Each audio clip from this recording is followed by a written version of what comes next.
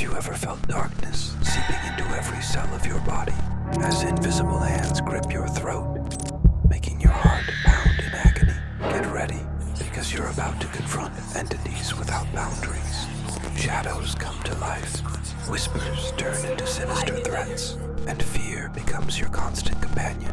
Forget about sleep and peace. We're opening the doors to a world where night not only hides, but hunts your deepest fears.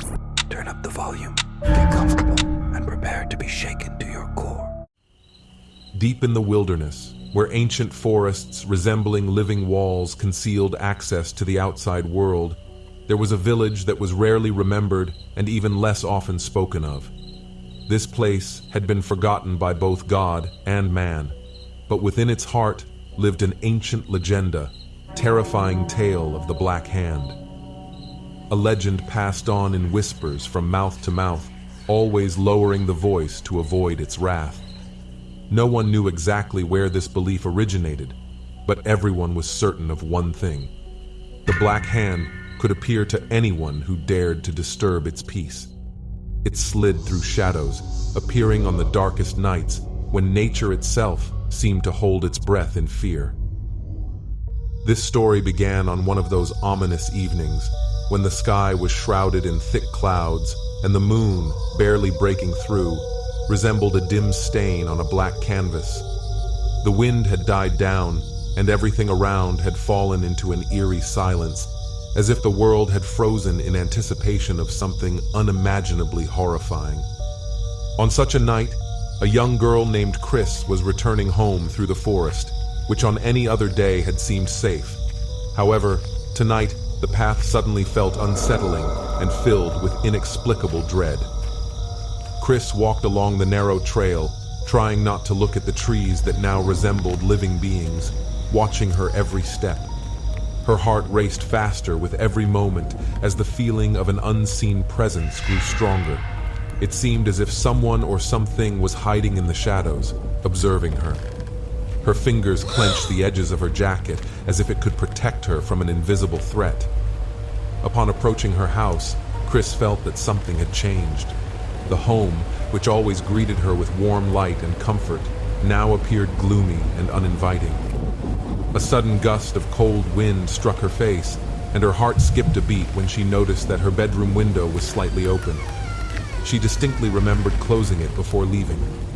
The thought that someone might have broken into the house crossed her mind, but it was so frightening that she immediately tried to push it away. Taking a deep breath, Chris approached the front door and, trembling slightly, reached for the handle. The door creaked mournfully as it opened to reveal the darkness inside the house. Chris paused for a moment, listening to strange sounds coming from the depths of the room. For a moment, she thought she heard a faint whisper coming from somewhere in the shadows. The whisper was barely discernible, but it seeped into her mind like poison, tainting her thoughts. Gathering her courage, she took a step forward, entering the house. The silence was absolute, as if the sound had vanished with the last rays of the sun. Her footsteps echoed hollowly in the emptiness, each new step seeming heavier. When she reached her bedroom door, her heart pounded so hard it felt like it might burst from her chest. She touched the doorknob, and a cold chill enveloped her fingers. Summoning her bravery, she turned the handle and pushed the door open. In the dim moonlight filtering through the slightly open window, the room looked alien and sinister. Shadows in the corners seemed dense and alive, and something moved within them. Chris froze, trying to catch any sound that might explain what was happening. Then her gaze fell upon the most horrifying sight, the Black Hand creeping out from under the bed.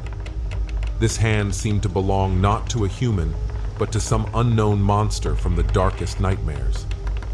The hand slowly reached toward her, fingers twisted and grotesque, writhing like snakes ready to strike. Black as the abyss, the skin gleamed in the moonlight as if covered with a thick layer of tar. The fingers were unnaturally long, moving as though they wanted to grasp Chris, to feel her warmth, her life. Chris felt her heart freeze with terror, then begin to pound so fiercely that it seemed it would burst from her chest. She couldn't move, as if enchanted to stay in place despite the mortal danger. A cold breath brushed her skin as one of the fingers of the hand almost touched her. The cold was so real that Chris screamed and, as if waking from a nightmare, stumbled backward. But the black hand didn't stop. It began to move faster, slithering out from under the bed like a snake emerging from its hole. Panic overtook Chris.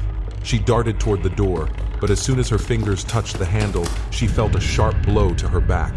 It seemed as if cold, invisible fingers had squeezed her heart, and she lost her balance, falling to the floor. Desperately scrambling across the floor, she tried to reach the door, but the hand was already there. Its claw-like fingers dug into the floor beside her face, and Chris felt cold sweat trickle down her back. She gasped, struggling to breathe air that felt thick as syrup. Her vision blurred from fear, and everything began to swirl before her eyes. Suddenly, a loud thump echoed in the room, as if someone had suddenly struck the wall. Chris screamed, her heart racing wildly, and a thought flashed in her mind. She's not alone, but someone or something else was in the house. She spun around abruptly, but saw no one. The noise came again, now closer, right behind the wall. Chris, in a panic, leaped to her feet and ran to the door, but before she could leave, a mirror hanging on the wall shattered with a loud crash, scattering into thousands of shards. Chris screamed, covering her head with her hands as glass shards rained down on her. Then she heard the whisper, the same whisper that had haunted her since she entered the house. But now it was louder, as if someone was speaking directly behind her. You won't escape, she will come for you. These words cut through her ears, filling her with dread. Chris, in panic, fled the room, darting into the hallway and slamming the door behind her. She was gasping from terror, tears streaming down her cheeks, her hands trembling with fear. She tried to convince herself that none of this could be real, that it was all just her imagination, but everything around her told a different story. The house, which had always been a safe haven, had turned into a trap. Her legs carried her to the bathroom, the only place where she felt even slightly protected. She locked herself inside and, leaning against the door, tried to catch her breath. The silence that followed was deafening. Chris remained motionless, listening to her own rapid breathing and the pounding of her heart, which was so loud she thought it might tear her chest apart. And then she noticed something strange. The reflection in the mirror began to change. The face in the reflection looked different player, with eyes that seemed empty and dark liquid, resembling blood dripping from the corners of the lips. Chris involuntarily took a step back, but her gaze was fixed on the mirror. Suddenly, the reflection smiled, ghastly, unnatural smile that couldn't possibly belong to her. The smile widened until it turned into a snarl, and then the reflection changed abruptly, replacing her own face with that of some creature. Its eyes were black as the abyss, and its skin sagged and decayed as if it had long died but continued to live. Chris screamed and recoiled, and at that moment, the mirror exploded, scattering shards, one of which embedded itself in her hand. She screamed in pain and horror, but suddenly felt something cold and sticky wrapping around her leg. Looking down, she saw the black hand emerging from the floor drain, its fingers coiling around her ankle, pulling her down. Chris screamed as she wrenched her leg free and stumbled out of the bathroom. She ran almost blindly down the hallway, but shadows seemed to move and reach for her in every corner. It felt as though the house had come alive to engulf her. Her legs buckled, and she barely managed to stay on her feet. When she reached the staircase leading to the first floor, she suddenly heard a creak beneath her. Terrified, she realized that the floorboard was collapsing.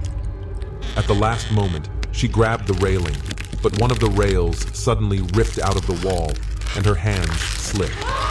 Chris fell, crashing down the steps and rolling to the bottom. On the first floor, a deeper darkness awaited her. It was unbearably quiet, but she heard the whisper the same as before, now all around her. It surrounded her, penetrating every corner of her mind. She tried to stand up, but suddenly something grabbed her by the hair and yanked her backward. She screamed in pain as her hair was pulled from her head. Chris hit the wall and sprang up, looking around in panic, but seeing no one.